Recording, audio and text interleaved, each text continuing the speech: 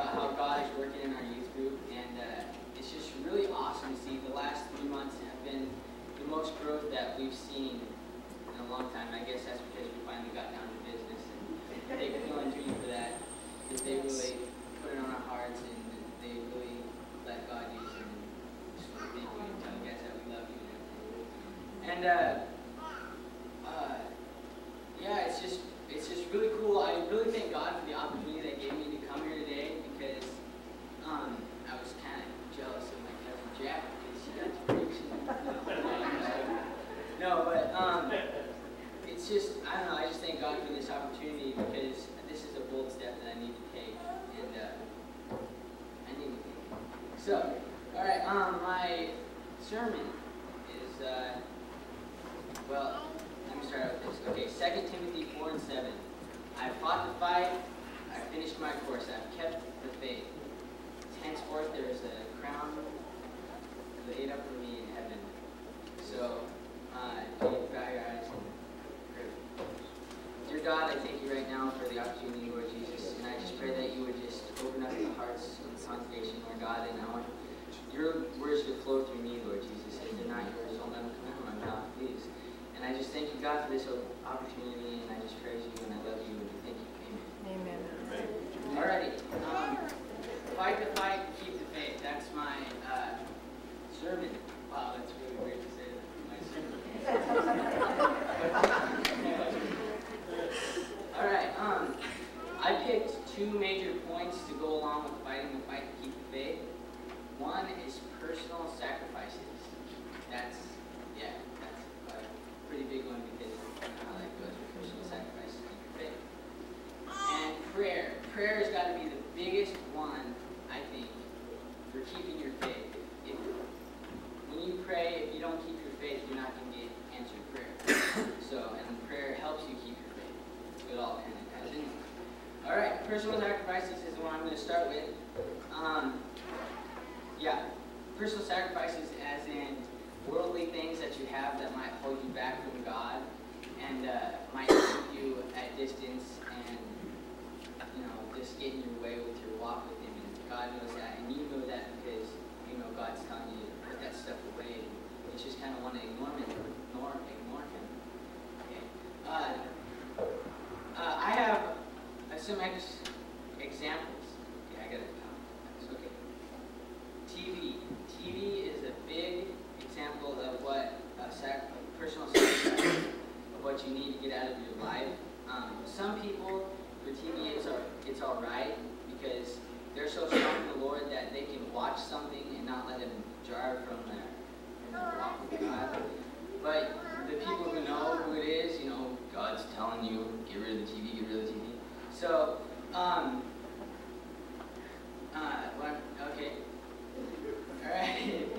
All right, so the people who have really good faith, and the people who can keep on the fire for God, even though they have worldly things in their life, are really blessed by God, and that He knows where they're at. But the people who need help and who need prayer and don't need any worldly things to contaminate their life, they just need to really listen to God and really listen to His Spirit to say, if you don't want me to have this, I won't have it. It's all for you, and I'm just going to do my life for you. And my second example is a big one for me, and it's music. And I love jazz music. Jazz music is so cool. It's the coolest music in the world.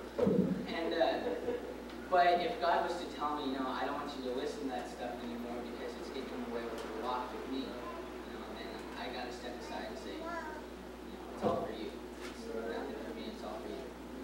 And I got an example of that, and I didn't tell my dad I was going to do this, so he couldn't say no.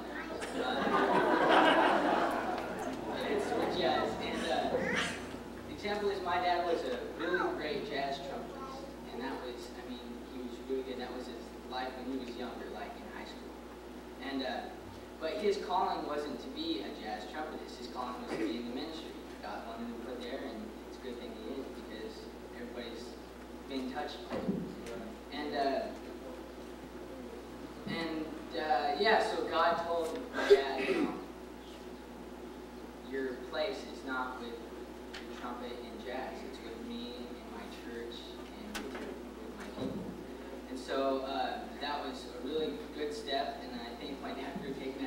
for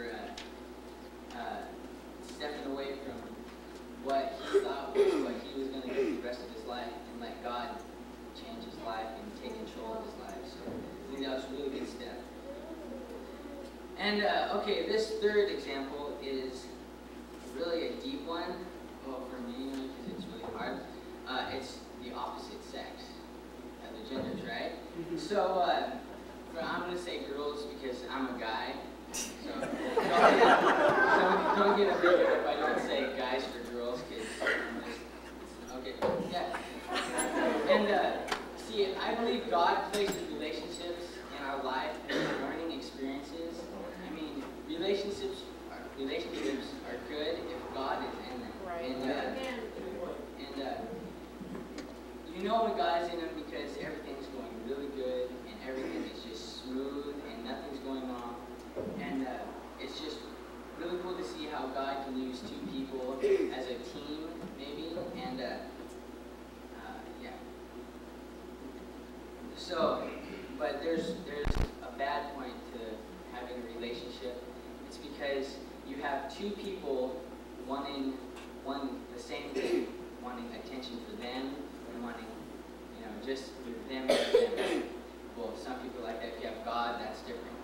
But having a girlfriend and having the both sides pulling on each other, which way should I go? Where should I go?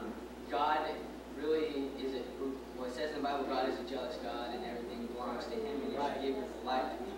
Right. And that's an area I think that is very strong. That you should really give it to God and pray about it a lot, because it's so easy to get tangled up and to get torn away from God by the opposite sex.